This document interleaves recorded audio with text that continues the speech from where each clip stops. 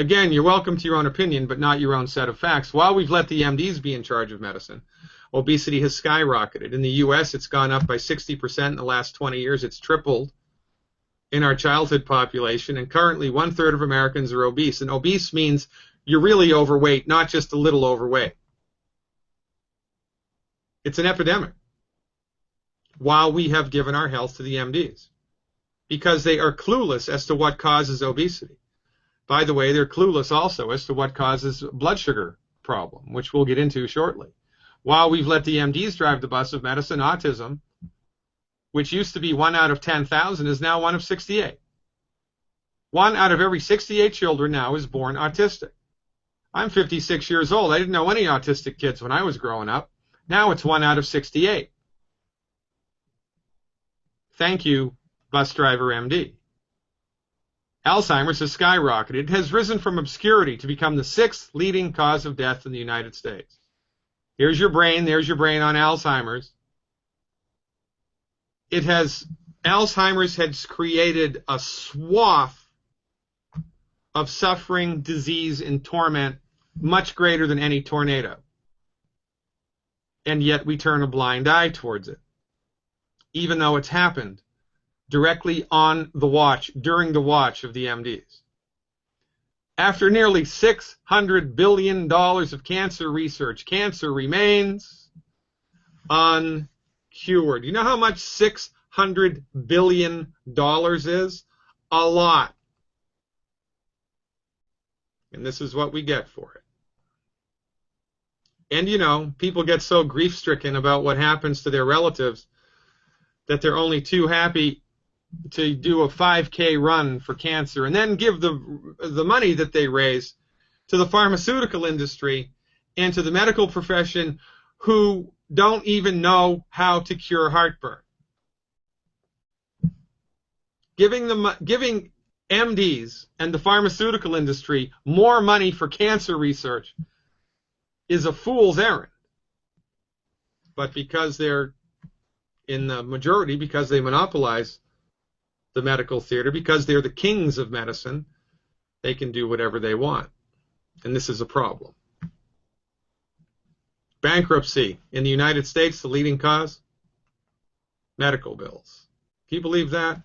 The leading cause of bankruptcy, medical bills. You know why this is? You know why? Because the most expensive type of medicine is the one that doesn't work. MD-directed medical therapeutics for chronic disease don't work. And it's not any different in Canada. Canadian healthcare is spending unsustainable in Alberta, arguably my favorite Canadian province. You spend $47 million a day. And what have you gotten for it? What have you gotten for it? Look around the room, Cam Rose. How many people are healthy? How many people can sleep at night? How many people don't have heart disease? How many people don't have bad joints?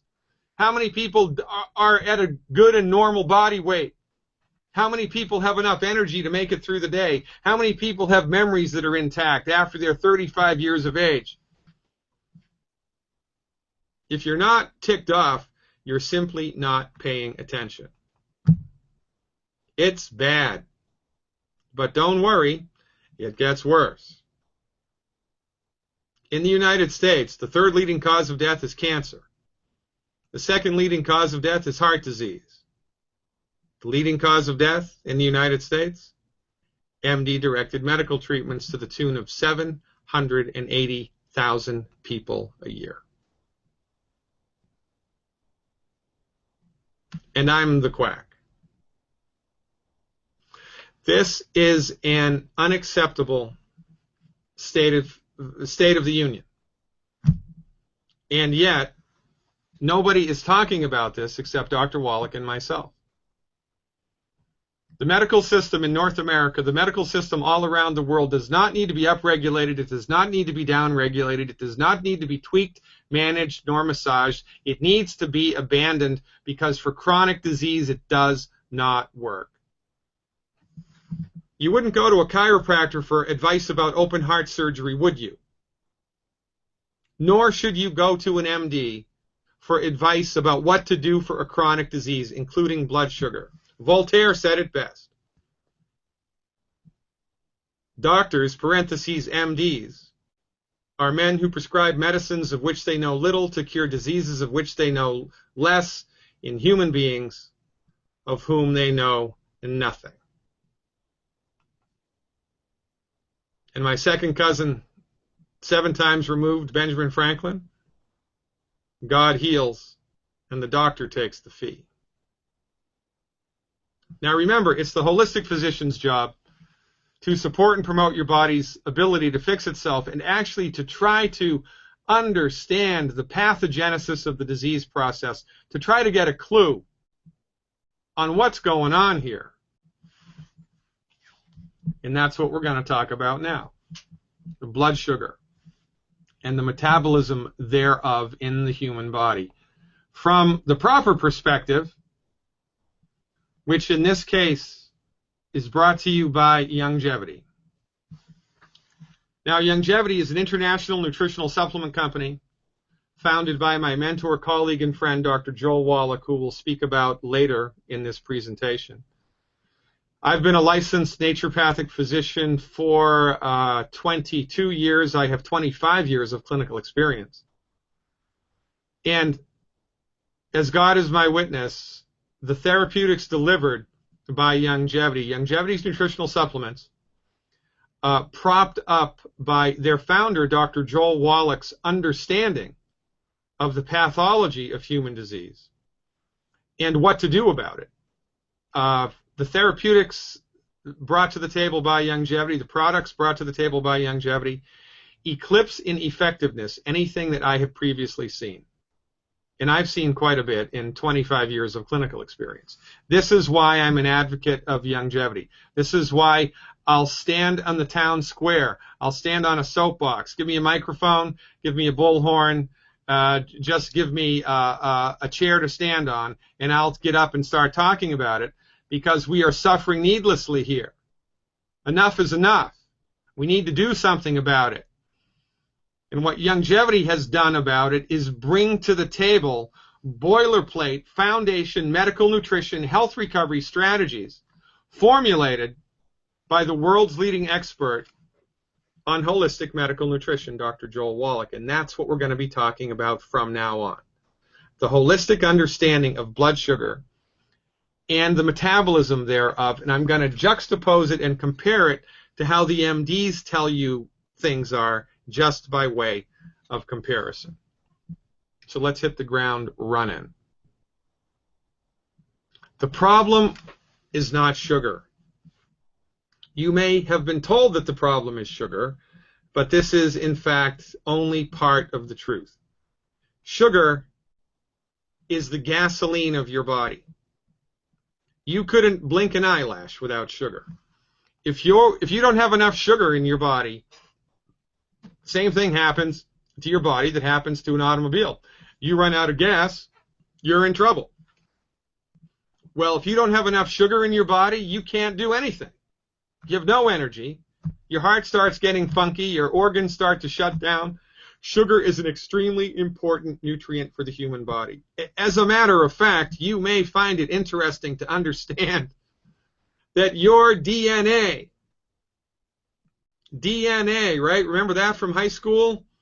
DNA is an acronym, shorthand for deoxyribonucleic acid. The stuff that your genes are made out of, DNA, the stuff that your chromosomes are made out of, is sugar. Sugar is so important to your body that your genes are made from it. I bet you didn't know that, and I hope your head just exploded. Sugar is not the problem. The problem is how much of it is going down the hatch every day. And you would not believe how much sugar we consume all around the world. I mean, it's gone up and up and up and up and up. In 1822, this is a hard graph to see, and I apologize, but in 1822, the average American consumed 450 grams of sugar. every 5 days. 450 grams of sugar every 5 days. That's equivalent to 1 soda pop. Now in 2012, we now consume 7,650 grams of sugar every 5 days, which is equivalent to 1, 2, 3, 4, 5, 6, 7, 8, 16, 17, 18, 19 cans of soda. Our sugar consumption is off the charts. And I did a webinar last week that explains why. Because the soil doesn't have the nutrients in it that the plants need to be healthy, the food that we're growing tastes like crap. And so the food industry puts sugar in the food in order to make it taste better, so we'll buy it and not start growing food in our own backyards as a resort. One of the main reasons why there's so much sugar in the food now is because the soil is completely depleted of the nutrients that the plant needs to be healthy. And when a plant is unhealthy, it tastes like crap. So to get you to eat it, the food industry, guess what? Puts more sugar in your food. But most importantly, and again, nobody but Dr. Wallach and I are talking about this, in addition to how much sugar we're eating, consuming, drinking, going down the hatch every day, another big problem is your body's ability to handle the sugar load. Now, your body needs raw materials to do everything. There are 90 essential nutrients that your body needs to function the way that nature intended it to. 90. 60 minerals, 16 vitamins, 12 amino acids, and 2 essential fatty acids. But these nutrients are not in your food. So it's only a matter of time until your body loses nutrients, and then things start to break. And if it loses the nutrients that it needs to metabolize sugar, and you're eating all of this sugar every day, you are a train wreck waiting to happen. Now let's break it down. Every cell of the human body, and it doesn't care if it's it doesn't matter if it's a red blood cell, if it's a sperm cell, if it's a bone cell, if it's an eye cell, if it's a brain cell, if it's a skin cell, if it's a tooth cell, if it's a liver, pancreas, gallbladder cell, it doesn't matter. Every cell of the body, of which there are trillions, needs sugar, needs gasoline, needs sugar. Every single solitary cell of the body. Now, a good way to visualize this and to understand it is to think of a cell like a sphere, right? Like, you know, the Death Star in Star Wars, or like the moon up in the sky, right? Or a rubber ball. Now, if we cut that in half, and my slide doesn't propagate. Well, the cell, every cell of the body has a wall around it. And the wall is there to keep things out and to let certain things in. And the wall of every cell in the body is similar to a castle or a house. There's only so many ways you can get into the castle. There's only so many ways you can get into your house. Most people go through the door. You could go through the window, right? And if you were really in a fix, you could drive your automobile right through the side of the house and break through the wall, right? I mean, you could. But most people go through the front door. Well, the architecture of the cells in your body are similar. There are doorways in the wall of the cell that things use to get into the cell, and sugar is no exception. So again, here is an artist's rendition of a cell, and you see the inside of the cell and the cell wall, and then the outside of the cell, and little doorways in the cell wall. Now, it's through these doorways that things enter and leave the cell, and this is an important thing to understand. You know, if you put a sponge in water, the entire sponge will suck up all of the water. Well, that's not the way that a cell is. Things can only become absorbed by the cell if they pass through the particular openings in the cell, and different openings will only allow certain things in. It's fascinating, the architecture of a cell. It's fascinating. So here's what happens when you eat something that has sugar in it. The food goes into your stomach digests it. The digested food goes into your intestinal tract absorbs it. Now, whatever you ate is in the bloodstream. And the body loves sugar. Body needs sugar. Body can make its own sugar if you don't have enough in the diet. The liver actually makes sugar through a process called gluconeogenesis. So if there's not enough sugar in the diet, the liver will make extra sugar because, remember, every cell of your body needs gasoline, needs sugar. So now there's sugar in the blood. When there's sugar in the blood, there's an organ behind the stomach called the pancreas. And the pancreas secretes a chemical called insulin. Insulin is an extremely important, it's a hormone. It's an extremely important nutrient hormone in the body. Extremely important. Because it is insulin which allows sugar to enter the doorway of the cell. So here's how it works. So in this slide, the sugar molecule is blue, and it's a little hexagram.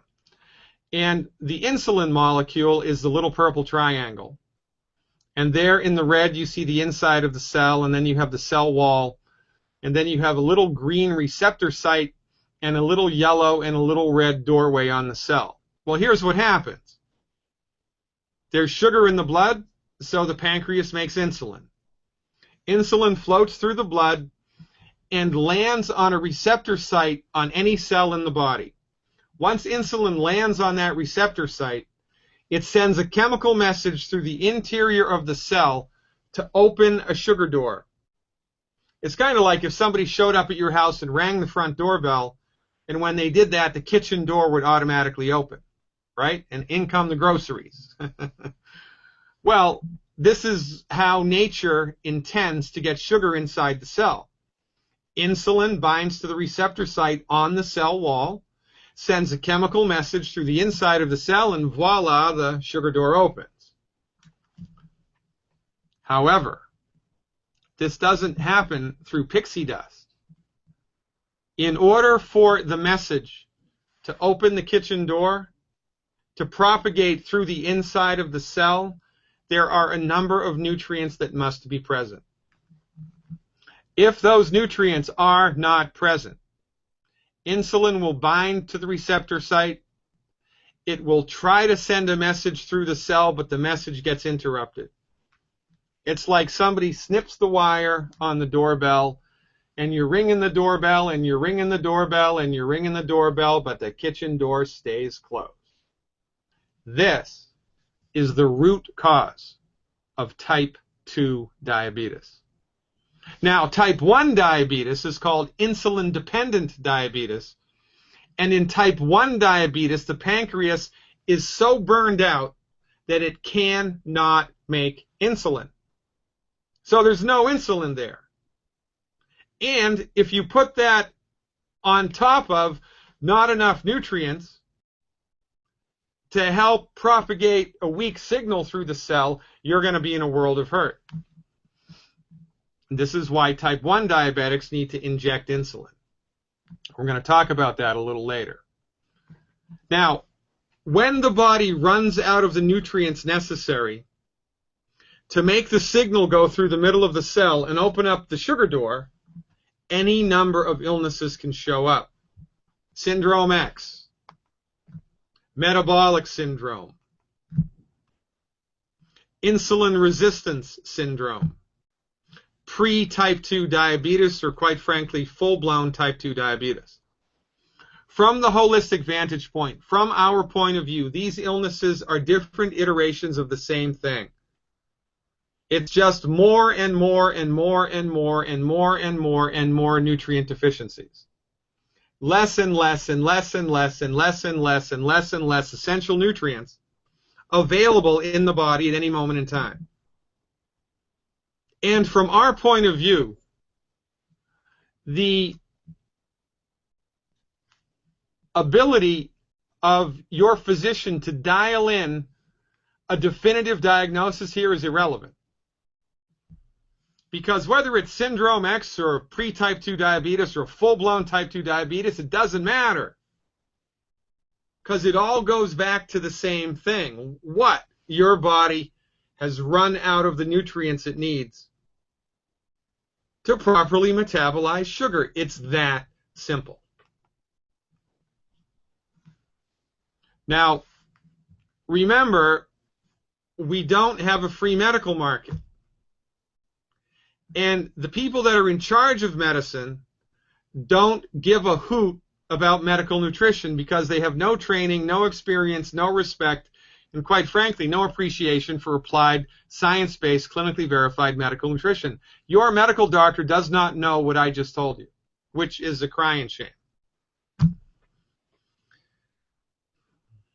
So, because they're in the majority, and because they're clueless as to the genesis of this disease, while we have given our lives to them, while we have let them hold the reins of our health care,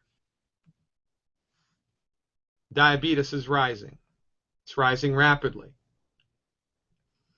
In 2012, 9.3% of the population in the United States had diabetes.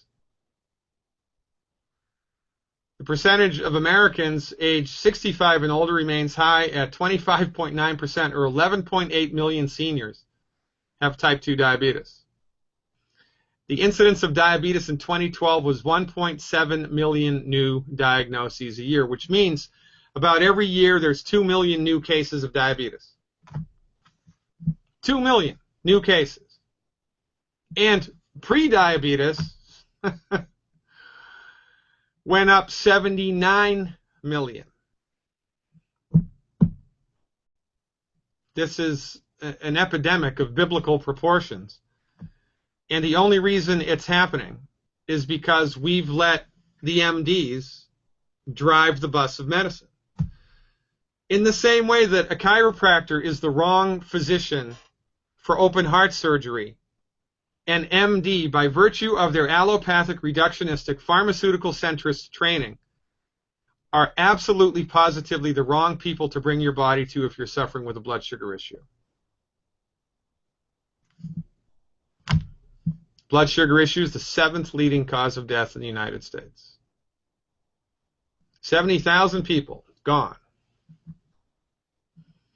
with another 200,000 people gone who had diabetes, which was a secondary cause of their death.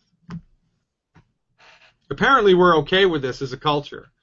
Apparently we're okay with this, nationally and internationally. You know, I mean, we would not accept this in any other profession, right? I mean, if high school teachers killed 69,000 people a year, we would not be okay with that. If postal workers killed 70,000 people a year, we would not be okay with that. If taxi cab drivers or airline pilots killed 79,000 people a year, we would not be okay with that. But when the MDs do it, we give them a pass. Because we are all suffering from the myth that the MD knows what's best for us and that the MD is bringing the best that medical science has to offer, and it's simply not true. We've all drunk the Kool-Aid. We're all genuflecting at the altar of the pharmaceutical industry and the allopathic, reductionistically trained MDs. And in our eyes, they can do no wrong. So even when they harm us, even when they bankrupt us, even when they kill us, we continue to go back to them for help because we don't know there's anything else to do. Well, that's why I'm here, to give you a clue. I appreciate your time.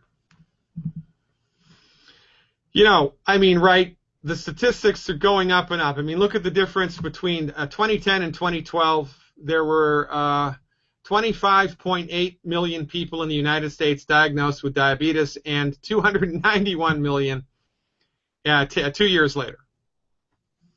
or 29.1 million 2 years later.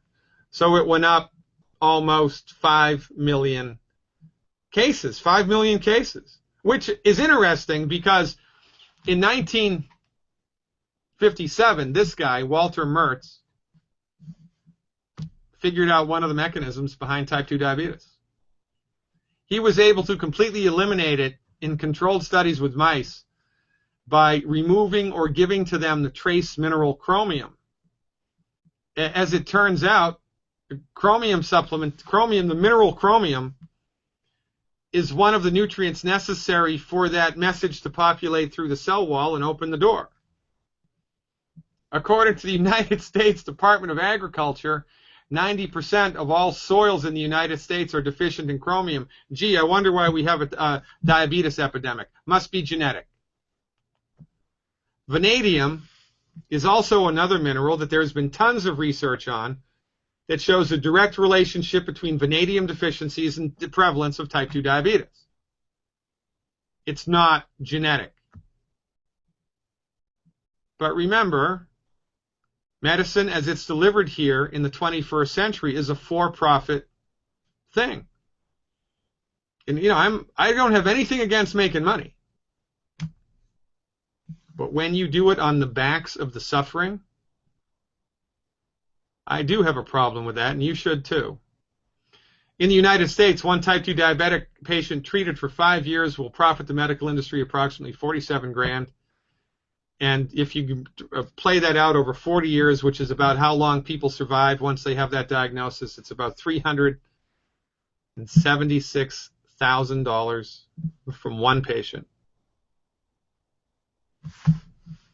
The reason that the pharmaceutical industry is not interested in curing chronic disease is because they make tons of money managing it. And if you don't think that's the way that it is, you have your head in the sand. I mean, this isn't new information. This was published in 1947. An eminent soil doctor warns that unless we attack the problem of minerally depleted land on a national scale, we face a slow extinction, and that is exactly what's happening to us. And it's not just type 2 diabetes. Arthritis is a mineral deficiency disease. High blood pressure is a mineral deficiency disease. You can trace every chronic disease back to a mineral deficiency, every single solitary one of them. And your MD does not care.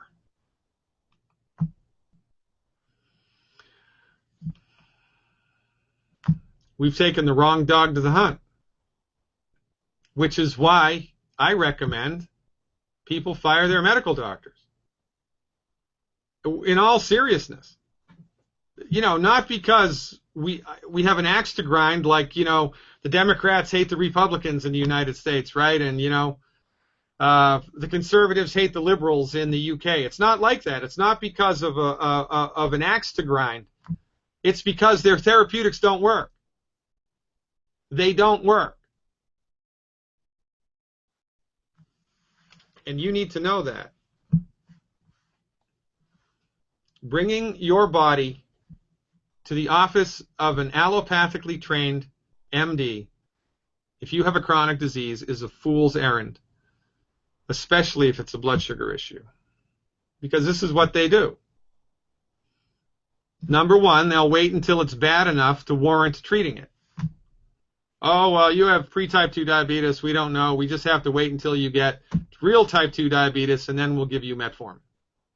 Just tough it out until it gets really bad. Come back and see me in 6 months. We'll do more blood work, and when it's really bad, then we can march in with metformin.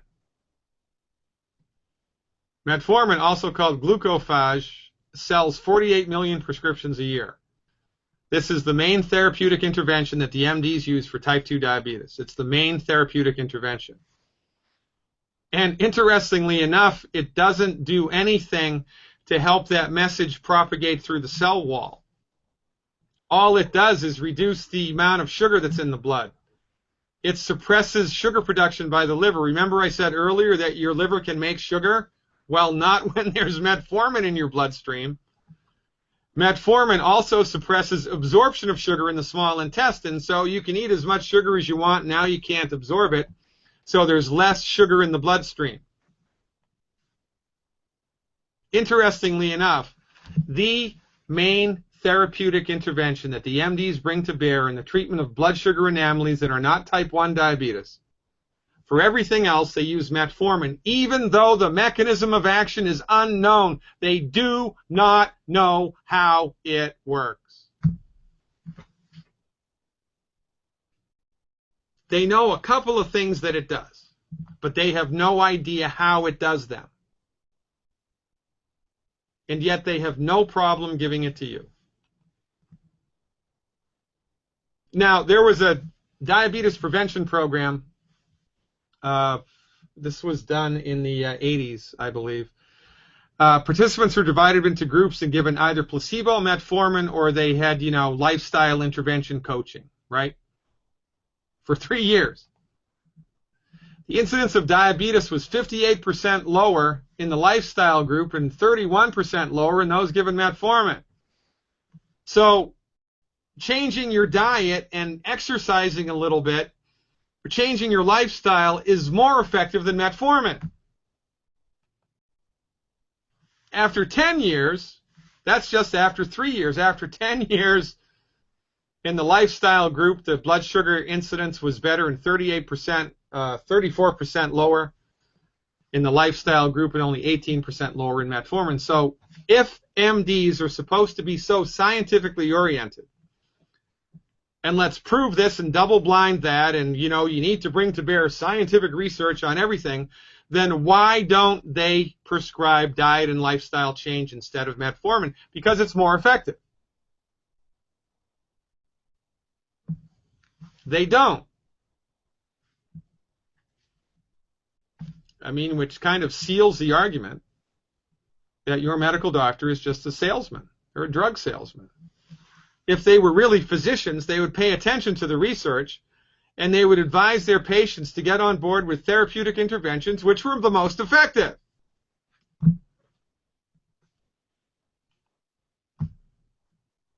Now, the jewel in the crown of MD reductionistic treatment for type 2 diabetes is insulin. Remember, the problem here isn't a lack of insulin. In a type 1 diabetic it is. Type 1 diabetics need insulin or they will die. But not type 2 diabetics. The problem isn't insulin. The problem is the insulin lands on the cell and rings the doorbell, but the door stays closed. It's not for lack of insulin that that's happening, but the MDs don't give a crap. They give insulin, which completely misses the point. It's like painting over the mold in the basement rather than figuring out what's causing the mold in the first place and fixing it. By the way, when you are prescribed insulin, you're not prescribed human insulin. You're prescribed an analog to human insulin.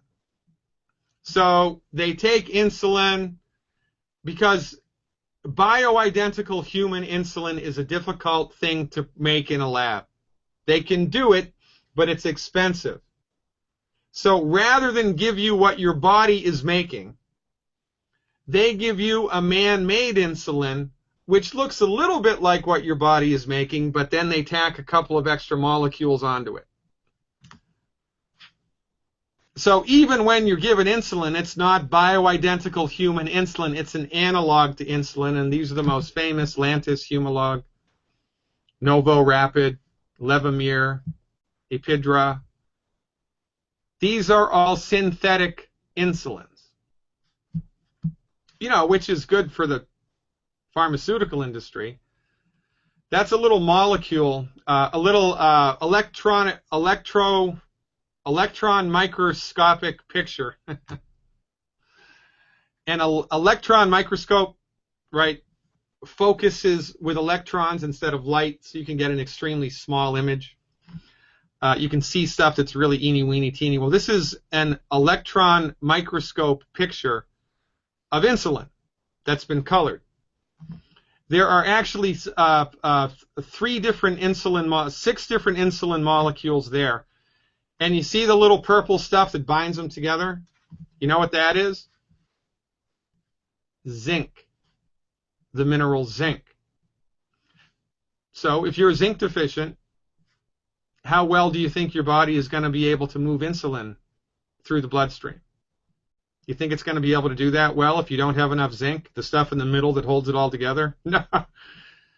But again, it doesn't matter to the reductionistically trained MD, and the drug companies love it because synthetic insulin tops $18 billion a year in sales. Now look, for type 1 diabetics, you need insulin or you're going to die. But the problem, again, is not the insulin, right? It's the signaling inside the cell. So when you just load the blood with insulin, we don't think that's a good idea. And we believe that too much insulin in the body has net negative effects over time.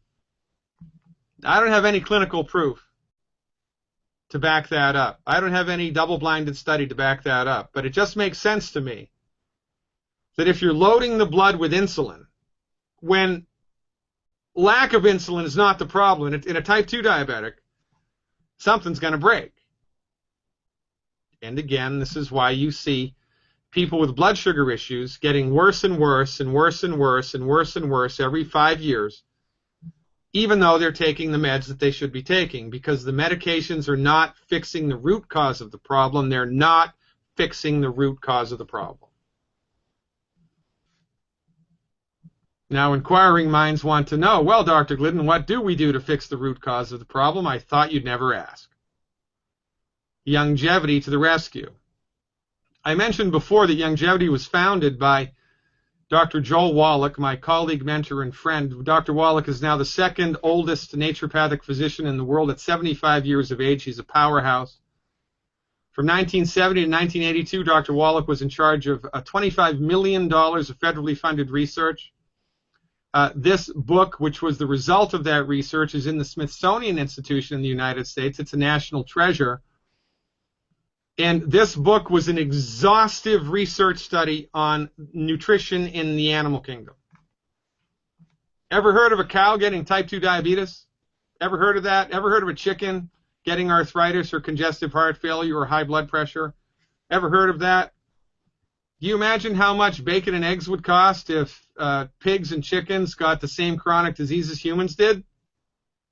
Well, Wallach's research eliminated hundreds of chronic diseases in the animal kingdom. Hundreds of chronic diseases in the animal kingdom. Over 700. And then Wallach took that research and started applying it with humans as a naturopathic physician, and guess what? Got exactly the same results. Your body needs 90 essential nutrients. You can't get all 90 essential nutrients from food. If this represents your body's nutritional tank, it needs to be topped off every day with the 90 essential nutrients. 60 minerals, 16 vitamins, 12 amino acids, and 2 essential fatty acids. But because these nutrients are not in the food, if you're eating what you consider is a balanced diet, you're lucky if you have 30-40% of your nutrient needs at any one time. Then you experience the stress of life. The stress of life burns through your nutrient reserves. Now you're running on nutrient fumes and things start to break. So you don't have enough vanadium, you don't have enough chromium, you don't have enough of the other trace minerals, you don't have enough essential fatty acids, and insulin binds to the cell wall because there's sugar in the blood. It sends a message through the cell wall to open the sugar door, but the message don't go, not because you have a bad gene, but because you're out of gas. Well, not gas, you're out of nutrients, specifically minerals. It's that simple. Our fundamental message here across the board that is really a mind twister for most people. Surgery is complicated. Healing is easy. Because remember, your body wants to fix itself. Your body is trying to fix itself. If you cut your hand, do you have to tell your immune system how to fix that? No, it does it automatically. If you eat an apple, do you have to tell your body how to digest it, absorb it, and eliminate it? No, it happens automatically. Well, guess what? Your body will metabolize blood sugar optimally, automatically, once you give it the raw materials it needs in order to do that. And because we have Dr. Wallach's research to lean on, we figured it out. In order to support and promote your body's ability to optimize its blood sugar metabolism, the recommendation is a healthy blood sugar pack, and we've got two ones to choose from. We have the original, and we have a new one called 2.0. This isn't complicated. You know, you give the tomato plant Miracle-Gro, there's more tomatoes. You give the body the nutrients that it needs, all of a sudden things start working the way that nature and God intended them to. Your body can't make these nutrients. That's why they're called essential. An essential nutrient cannot be made by the body. It needs to be imported. And most people wrongly assume they can get everything that they need from food. Well, guess what? You can't. So our health recovery strategies are twofold. Number one, fill your body's nutrient tank up with the appropriate healthy pack. In this case, it would be the healthy blood sugar pack. Number two, eliminate these 10 bad foods: wheat, barley, rye, and oats, fried food, oil in a bottle, well done red meat, meat with nitrates in it, the skins of baked potatoes, yams, and sweet potatoes, carbonated drink with a meal. And if you're dealing with a blood sugar issue, until you are on the other side of the blood sugar issue, avoid fruit juice, fruit leather, honey, maple syrup, agave, molasses, anything that turns into sugar or that in fact is a big sugar donor itself. You have to give your body a break in extracurricular sugar consumption while you are attempting to support and promote its ability to have healthy blood sugars. I mean, if you break your leg and it's in a cast, you're walking on crutches because you have to ease up on it. Well, when you're attempting to support and promote your body's healthy blood sugar, you have to ease up on it. Eliminate the 10 bad foods, eliminate extracurricular sugar consumption. And this is our strategy. This is the secret sauce for healthy blood sugar. Remember, we don't treat disease here. I treat disease in the context of a private practice when I am living and residing in a state which licenses and regulates naturopathic medicine. But in the context of longevity, in the context of these webinars, we don't treat disease. We support and promote your body's ability to optimize its structure and function. So we don't treat metabolic syndrome, syndrome X, pre-type 2 diabetes, full-blown diabetes. We support and promote your body's ability to optimize its sugar metabolism, and we do that with one healthy blood sugar pack or healthy blood sugar pack 2.0 per 100 pounds of body weight per month.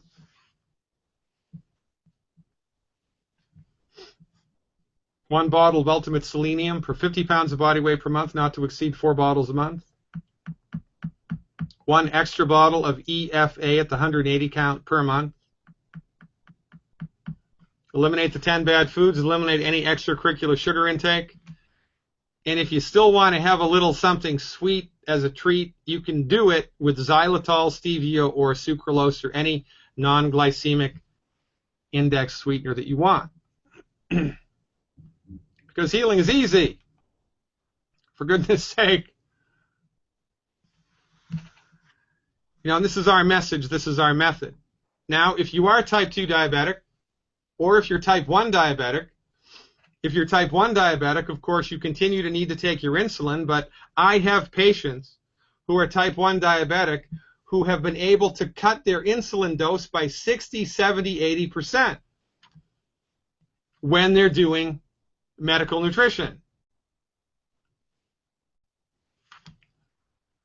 So measure your blood sugars the way that your MD or a healthcare practitioner has trained you to maintain your current medications, get on board with a health recovery protocol to support and promote healthy blood sugars, and as your blood sugars start to normalize, you go back to your healthcare practitioner and they reduce your meds.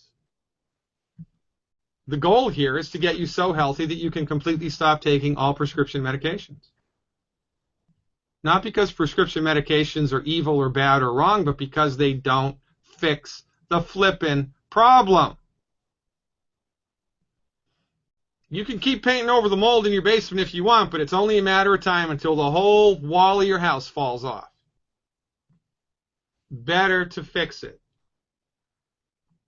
And with blood sugar issues, it's a very easy thing to objectively track. Because you got the little blood sugar monitor, or, every 6 weeks, every 3 months, you go in for another hemoglobin A1C test. Your body's ability to fix itself is greater than anybody has led you to believe. Eliminate the 10 bad foods. Eliminate extracurricular sugars. Get on board with the appropriate nutrients for your body weight. And give your body a chance to show you what it can do. Ladies and gentlemen, thanks for your time, which we are all out of right now. I'm Dr. Peter Glidden. You're a steadfast advocate for health. If you like this webinar, to check out my website. There's lots more information. I have a radio program from 3 to 5 p.m. Central Time, Monday through Thursday. Mike Phillip up in Camrose fills in for me every Friday from 3 to 5 p.m. Thanks for your time. Thanks for your support. Live long and prosper. Now get out there